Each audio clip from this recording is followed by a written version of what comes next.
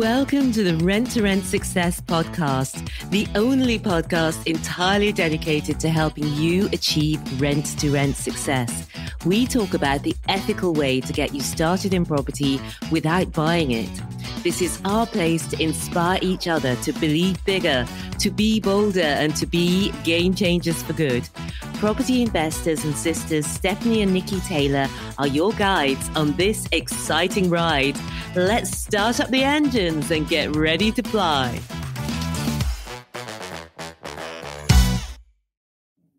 Hello, hello, hello. It's Stephanie here, and welcome to episode 10 of Ask the Angels, where we answer your rent-to-rent questions.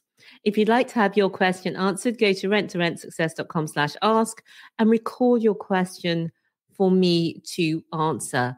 Today's question is another one from Real One. It's all about rent and how much rent to pay upfront. Here's Real One's question. Are you expected to pay the landlord annually? Like, for example, the benefit for the landlord is that they're getting a secured rent for a period of time. So is that based on making sure that they have an annual rent? For example, if the annual rent is, let's say, £8,000, are you expected to pay that up front, or is it a monthly thing where the tenants will pay you and then you pay the landlord? Because I know I want to know if a large amount of capital would be required for me to start. Thank you. So a great question again.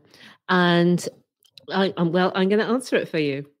So, because payments do really obviously put people off because they need to know that they can make it work. And if we needed to pay a year's rent upfront for every property, that would really make it a tricksy business to be in.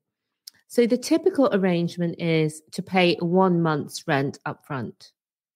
But this is the ninja move. You can pay your rent in arrears, though, meaning you pay at the end of the first month rather than at the beginning.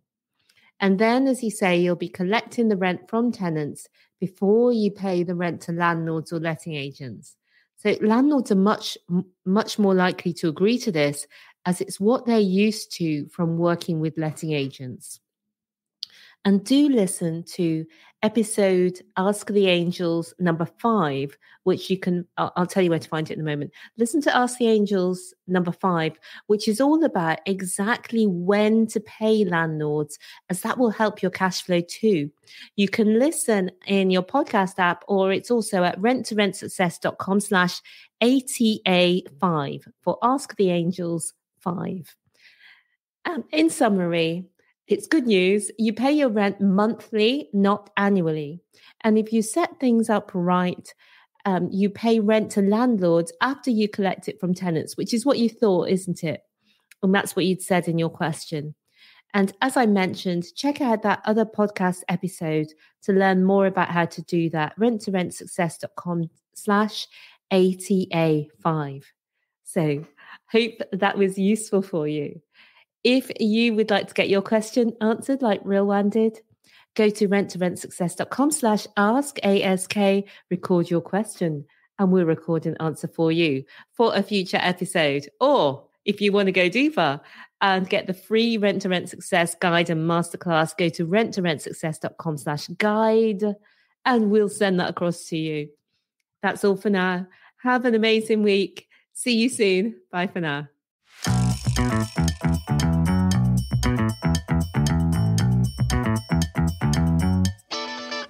Thank you so much for being with me here today.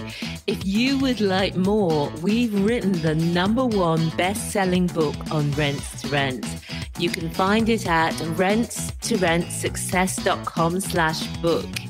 Reviewers on Amazon have described it as the best rent-to-rent HMO book, and also as a definitive reference guide and inspirational. Take your next step today and buy the book. You can find it at rentsuccess.com/book. And I'll see you again next time.